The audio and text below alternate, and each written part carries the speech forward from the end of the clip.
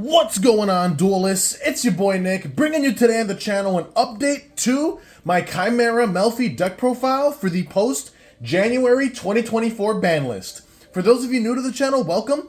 My name is Nick. We do Yu-Gi-Oh content mainly focused around rogue and casual decks alike. If that's the kind of Yu-Gi-Oh that you're interested in, then I highly encourage you to subscribe to the channel. We are working our way to 1,500 subscribers, and I need your help to get there. Come 2024, I'm going to be bringing you guys so much more content and so many more new deck profiles to the channel that haven't been seen before, so I can't be more excited. I want to wish all of you guys a very happy new year. Hopefully you guys had a wonderful time during the holidays with your families and whatnot. But with that being said, it's time to get down to the nitty-gritty because as of tomorrow, the new ban list goes into effect, and it's time for you guys to see the spice that I've been cooking up with this particular deck list here.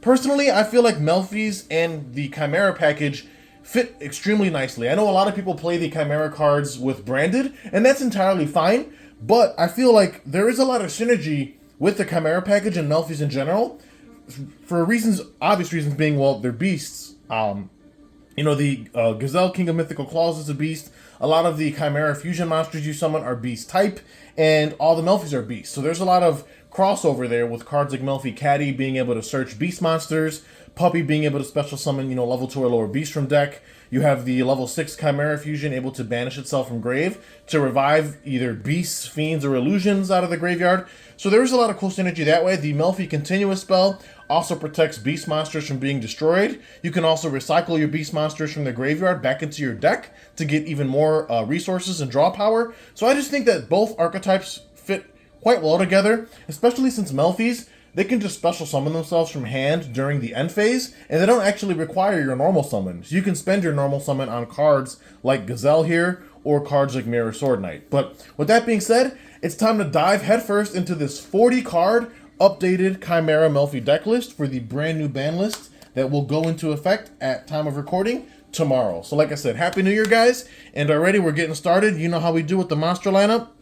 Up first is a playset of Cornfield Codal. This is one of your main starters for your Chimera line. What you do is you can discard this card from your hand and then add from the deck to your hand any monster who mentions Chimera Fusion in its text. So you can use Codal to pitch itself to grab cards like Mirror Sword Knight, Gazelle, as well as Big Wing Baphomet, all of which we'll cover shortly. But Codal's just an amazing starter. Plus, not to mention, if you control a monster whose whose name is Chimera the Flying Mythical Beast, as a quick effect, you are able to banish the Cornfield Codal from your field or graveyard to negate an effect that would target a card you control and destroy it, which honestly doesn't seem like it comes up, but it does. You wouldn't believe how many times your opponent tries to infinite impermanence you or use some type of targeting effect, and as long as you control a monster whose name is Chimera the Flying Mythical Beast, you're just able to banish the Codal to negate that card and destroy it, which is really strong. So 3 copies of Codal, plus he is an illusion monster, which is the newest type to the game. Illusion monsters, like we're about to see here with Sword Knight, they all share the same effect where if they're involved in a battle, neither monster can be destroyed by that battle. Now that seems counterproductive, but what's nice is that these cards can wall up for you pretty nicely just because of the fact that they themselves can't be killed by battle. So like if your opponent's on the offense, you can play really good defense with a lot of the illusion monsters. But anyway, up next is Mirror Sword Knight, another level 4 light illusion monster, and unlike Codal, Sword Knight also has an effect that can trigger from the graveyard while you control a monster whose name is Chimera the Flying Mythical Beast. And he's a monster negate. When your opponent activates the effect of a monster they control, and you have a monster whose name is Chimera the Flying Mythical Beast on your field, you can banish the Sword Knight from your field or graveyard to negate that effect. So Sword Knight is a monster effect negate out of the graveyard, which is obviously very powerful. And in addition to that, as a quick effect, while he's on the field, he can tribute himself to special summon a monster from your deck whose mentions Chimera Fusion in its text. You can use Sword Knight to summon cards like Gazelle or Big Wing Baphomet, which we'll talk about shortly. So 3 copies of Cornfield Codal, 3 copies of Sword Knight is obviously very great as starters. In addition to that, we also run a playset of Gazelle, the King of Mythical Claws. Now this card is a level 4 beast monster, which upon normal or special summon allows you to add either a level 5 fiend monster or a Chimera Fusion from the deck to your hand. In addition to that, if this card is sent to the graveyard as material for a fusion summon, you can add an illusion monster from the deck to your hand. So Gazelle is obviously a very strong card, and it has even more synergy with the Melffys than you would think, just by the fact that it is a beast monster. You can special it from your hand off of cards like Melffy Fenny during the opponent's turn to just continue generating free advantage, which I think is very, very powerful. And then to round out the Chimera specific cards, we have 2 copies of the Big Winged Baphomet. This is the level 5 Fiend monster, of which Gazelle can search. And upon normal or special summon, you get to add a level 4 Beast and or Chimera Fusion from the deck to your hand. Also, you cannot special summon monsters from the extra deck for the rest of this turn except fusion monsters. So Big Wing Baphomet is very nice, just giving you basically a +2 on summon, because he gives you a double search. In addition to that, if this card is sent to the graveyard as material for a fusion summon, you can target an illusion monster in your grave and special summon it. So Big Wing Baphomet is obviously a very powerful card. The only reason why we play 2 of it is because it is a level 5 monster and it can be a bit bricky at times. But so far, I haven't had any complaints with the ratios whatsoever. Now moving on to some of the more generic illusion stuff, we have 1 copy of Master Tal the Chanter, followed by 1 copy of Nightmare Magician. Now both of these are illusion monsters. They obviously have the illusion clause, of which, if they're involved in a battle, neither monster can be destroyed by that battle. Master Tal is very nice because if he's sent to the graveyard by any means, he's able to target an illusion monster in your grave except himself and special summon it in defense position. Nightmare Magician, now obviously he does not have an effect to special himself, but he's a level 7 Dark Illusion monster, and he states that if this card battles a monster, obviously neither can be destroyed by that battle, but at the end of the damage step, if this card battled an opponent's monster, you can take control of that opponent's monster permanently. This is basically like a change of heart, or almost like the newly unbanned Snatch Steal, which is very crazy. And if that wasn't awesome enough, once per turn at the start of the damage step, if another monster battles, you can destroy 1 card on the field, non-target. So Nightmare Magician previously wasn't really liked in the Chimera package, but the reason why I play it here is because with the newer fusion that we got out of Age of Overlord, the level 6 Baphomet fusion, it's much easier to play with cards like Nightmare Magician. And I just think, despite them being illusions, and they're not strictly tied to the Chimera stuff, because neither of them mention Chimera Fusion in their text, I still think they're very nice as one-ofs, and help round out the deck and give you some nice offensive power. Now we move into the Melffy package, of which you play 2 copies of Wally, 1 copy of Puppy, 1 copy of Caddy, 1 Fenny, 1 Pony, and then to round out the Melffy arsenal we have going on here, we do have 1 copy of Penny. Excuse me while I kind of rearrange this. Sorry for the glare. But this is our full Melffy lineup. So the reason why we play 2 copies of Wally specifically is because Wally is basically like a rescue cat, but for the opponent's turn specifically. So for those of you who don't know how Melffy works, they're all level 2 beast effect monsters. Penny's the only one that's a tuner and is also the one that's not an earth. And Penny works a bit differently from the ones here on the top row, but I'll explain that in a little bit. So all of the Melffys, at least in the top row, they all share the same trigger condition, where so during the end phase, or your end phase, they can all special summon themselves from the hand. So that's what I was saying, how these cards don't occupy your normal summon. They all just special summon from hand during your end phase anyway. So you don't need to exhaust normal summoning, your normal summon on these cards, which I think is very great. But the trigger condition that they have is if your opponent normal or special summons a monster, or the individual Melffy is targeted for an attack, what they can do is they can all bounce to hand, and then each one of them has a unique effect at that point. So Wally, when it returns to hand, can special summon 2 Melffys from deck with different names, effectively making him like a rescue cat of sorts for the archetype, which is very powerful. Puppy can return to hand and then special summon a level 2 or lower beast monster from deck. Keep in mind, the monsters that both Puppy and Wally special from the deck, their effects are not negated. So whatever you summon off of either card is completely live. Caddy will bounce to hand, and then let you search any beast monster from deck to hand. So that's obviously very powerful. Fenny will return to hand, letting you special summon any beast from your hand, which, could be cards like Gazelle. Also, again, Fenny does not negate the effects of the monster that he summons. And then Pony is pretty much just recursion. He can target any level 2 or lower beast in grave, and then add that back to your hand. So the Melffys just are very great at applying pressure on your on your opponent, because the more they continue to extend, the more they just wind up triggering these cards, since they all just trigger when a monster's normal or special summoned, which makes them very hard to play around, obviously.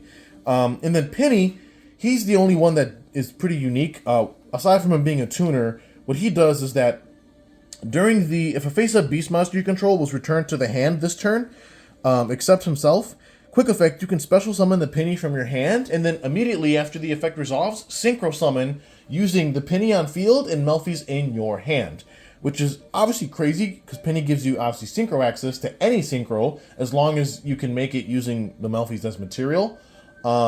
And as a quick effect, it's just nuts because obviously you can do this on your opponent's turn, which makes Penny very, very strong. He does have another effect where during your end phase, if this card's engraved, you can target a Beast Xyz you control and attach Penny from the graveyard to that Xyz as material.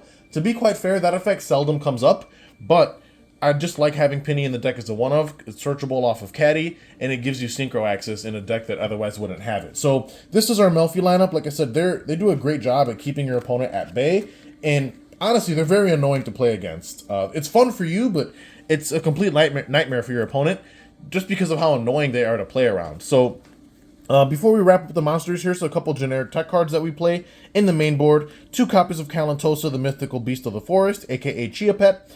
We pretty much play this at 2 because if it's special summoned by the effect of a beast monster specifically, it can target a card on the field and destroy it as a trigger effect. Note that that is not once per turn, so there are combos that this deck can produce that really abuse the living crap out of this card and just allow you to just keep outing your opponent's field with spot removal that you otherwise wouldn't have access to. So 2 copies of Kalantosa is perfectly fine, followed by 1 copy of Alpha the Master of Beasts in the main board. We play this as just an out to, very sticky monsters, things that can't be destroyed or targeted, for example. This is searchable off of Melffy Caddy, which makes it very relevant. So I think, 2 Kalantosa and 1 Alpha is perfect. Now, compared to my last few versions of this deck, my goal was to not only increase consistency, but also increase the non-engine that had more of an impact on the opponent's plays. So we went a little deeper on the hand trap lineup this time compared to previous lists that I've had. So what we're doing now is we're playing a playset of Effect Veiler, which I think is great. Veiler's just, it checks all the boxes. Since the format is so diverse, there isn't a single deck that doesn't get hurt by Veiler in some capacity. So I just think, playing Effect Veiler in the main board is perfectly fine. Also, since it seems like, moving into this new format, we're getting into somewhat of a graveyard-focused format, with the new Fire King stuff coming and the Snake Eye stuff. I feel like playing DD Crow on the main board isn't a bad idea either. There's a lot of archetypes that want cards in the graveyard now, and Crow just completely messes that up for them. So 2 copies of Crow, and then we round out the hand trap lineup with just 2 copies of Skullmeister. Again, just more further graveyard disruption for these new and upcoming decks that we're going to be having in the format. Plus, not to mention, in a pinch, Skullmeister does happen to be a Fiend monster, which means that if we need to, we can use Chimera Fusion to fuse with it into some of our specific fusion monsters that do require a Fiend as material. Also, something to note about each of these hand traps is that none of them are once per turns, which means if you do draw duplicates, you're able to use them in the same turn, which I think is very relevant, especially since this deck does draw into itself pretty deeply. You're able to do Chimera Fusion on your turn to, summon a Guardian Chimera, pop a few cards, get some draws, and then do the same thing again on your turn, getting even more draws. So you dig pretty deep into this deck, and I just wanted hand traps that you could draw into that are always live. So that's another reason why we're running these hand traps specifically, which I just thought was really, really cool. And that rounds out the monster lineup. It's a 40-card deck. Yes, 30 of those slots are monsters. This is a very monster-focused deck just because you want to make sure you constantly have access to fusion material to keep, your engine going. So now that we're done with the monsters, we're moving on to the spells, of which you play a playset of Obedience Schooled. This card is still a custom card in my opinion. Basically, as long as you control no monsters, it's an E-Telly for 3 level 2 beast monsters from your deck. Their effects are negated and they're destroyed at end phase. Also at resolution, you're locked into beast monster special summons, but again, that really doesn't hinder you all that much. The combos that this card can produce are just insane, and the value this card offers is too big to be ignored. So definitely max out on Obedience Schooled. Up next, you have a playset of Chimera Fusion. Obviously, this is the bread and butter of the entire strategy, allowing you to fusion into some of your really big pushes and plays. Not once per turn, also has the effect to add itself from the graveyard back to your hand, which you can just constantly have fusion, fodder for the entirety of the duel, which I think is great. Then we play 1 copy of Melffy Hide and Seek. This is the card I was talking about that protects your beast monsters from destruction. Also recycles your beast monsters from the graveyard to give you back into the deck to give you a draw as well. Very nice as a one of. And then for some more non-engine slots, we just play 2 copies of Triple Tactic Talents, followed by the 1 Called by the Grave, which it rounds out our 40-card Melffy Chimera deck list. So now we're going to be diving into the extra deck, of which we play 2 copies of Chimera the King of Phantom Beasts. This card's name becomes Chimera the Flying Mythical Beast while on the field or in the graveyard. If he's fusion summoned during the end phase, you rip a random card out of your opponent's hand. Honestly, I know it says random, but I can't be the only one who feels like every time this card resolves, it constantly snipes the literal best card out of their hand. Maybe it's just me or the luck I've been having, but you guys chime down in the comments below and tell me if every time you resolve this card, if it's not ripping the best card out of their hand, it's just insane. Then in the graveyard, you can banish it during the opponent's turn as a quick effect, again to revive any beast, fiend, or illusion monster from your graveyard, which is obviously very powerful. Then we do play the newly added Baphomet the Mythical King of Phantom Beasts. His name is also treated as Chimera the Flying Mythical Beast while on the field or in the grave, and upon his fusion summon, you are able to send from the deck to the graveyard 1 beast, fiend, or illusion monster. So he sets you up for some pretty nice graveyard plays. Plus, not to mention, while he's in the graveyard himself, during the opponent's turn as a quick effect, he can banish himself to special summon any beast, fiend, or illusion monster from your banish zone to your field, which is obviously very powerful. Then we do play 1 copy of the Big Chungus, the Chimera the Illusion Beast. He can be made using Chimera the Flying Mythical Beast, plus any number of illusion monsters. He can attack up to the number of fusion materials used for his summon, which is obviously nice. And because he's an illusion fusion monster, any monster that, if he battles, neither monster can be destroyed by battle. On a 3100 beat stick, that seems very counterproductive, right? However, when you read his effect, it states that at the end of the damage step, if this card battled an opponent's monster, you can change that opponent's monster's attack to 0, also negate its effects. Those are permanent debuffs.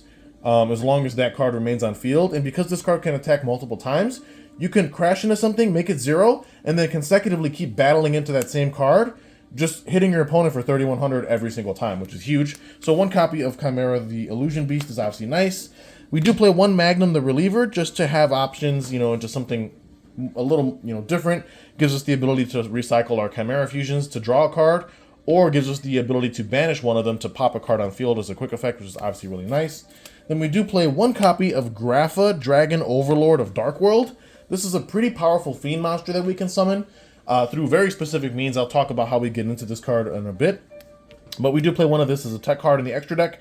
Comes up, it's pretty much like a monster negate and or a negate for normal spells and traps. It basically changes whatever effect that they have and converts it to the opponent discards 1 card, which is obviously very fun. The fact that it's a fiend monster, has synergy with this deck because you can revive it later in the duel if it does get destroyed. Then we do play 2 copies of Guardian Chimera, obviously the mainstay of this deck, one of the best boss monsters that it has access to, being able to pop and draw cards, and just in general being able to push for so much damage given how big its stats are is very nice. Now moving on to our synchros, 1 copy of Merry Melffys. Upon synchro summon, you can target a monster on the field and return it to the hand. Very good removal, especially when you factor in the fact that you can make this through Penny on the opponent's turn is obviously very powerful. Then we do play 1 copy of Muddy Mud Dragon. This is a level 6 synchro that you can make through Penny as well. And this is actually how we get access into our Grapha fusion monster through the effect of Muddy Mud Dragon, or being able to use Chimera Fusion using Muddy plus a Dark to make this as well. So I just thought it was a pretty cool tech choice to fit into this deck, and so far it's been working awesomely. I don't have any complaints about it whatsoever. Moving on to the Exceeses, we just play 1 Melffy of the Forest, followed by 1 Joyous Melffys. This is your defensive one, this is your offensive one. Melffy of the Forest allows you to search Melffy cards from deck to hand. Also, if a beast monster returns to hand, you can target a monster in the field, negate its effects, and prevent it from attacking, as long as it's on the board. And then Joyous Melffys can tag out and then special summon beast from graveyard up to the number of material that he had. He can also allow not only himself, but other Melffys you control to attack directly. So 2 very good rank 2 Exceed monsters for this deck. And then we round out the extra deck with just some generic links, of which you play 1 copy of Cross Sheep, 1 Tri-Brigade Farragut the Baron Blossom, and then 1 Tri-Brigade Shurag the Ominous Omen. We don't go into these that often, but they do come up every once in a while. When they do, they are very, very relevant. So I don't have any issues with the extra deck whatsoever. Before we wrap up the profile, let me just run through the side deck very quickly. Again, side deck's up to personal preference, but given that we're going to be entering a new format, I felt that what I have here works pretty well. We're just in a sideboard, a playset, a Drone Lockbird. This pretty much just hoses so many different decks. So, you know, you have the ability to just stop their plays. Then we have 2 copies of Chaos Hunter. Again, you want to be able to stop your opponent from banishing cards in some matchups, and Chaos Hunter does that. She's also a Fiend, which does have hidden synergy with the Chimera package. Then we have sideboard 2 copies of Alpha, again, for when we know we're going second. You just want to make sure you have access to a very powerful board breaker like himself. We also play 3 copies of Spellbound. Again, you want to be able to just floodgate your opponent and, you know, lock them out of specific summoning methods, and Spellbound is very good at doing that. It also includes Link Summoning, which is something that D-Barrier cannot do. Then we have 1 Change of Heart, followed by 1 Harpy's Feather Duster to round out the spells in the side, and then the rest of the sideboard is occupied by a playset of Lost Wind, which is obviously very good to side into if you know we're going first. Just having the additional negation and the stat reduction is very beneficial for, you know, Chimera Melffys to be able to swing over certain things. So, with that being said, that wraps up my update to my Melffy Chimera list for the brand new format come January 1st, 2024. Hopefully you guys enjoyed the profile. Comment down below your thoughts. Like I said, like and subscribe if you're not subscribed already. You know, I'm definitely going to be bringing you much more unique content come 2024. And I just want to thank everyone for their continued support who's been watching my videos and just, you know, recommending my content to different people. It means the world to me, guys. Like I said, I'm going to bring you so many cool things this year, and I honestly cannot wait. So with that being said, this is Nick hitting that end phase. I will see you next year.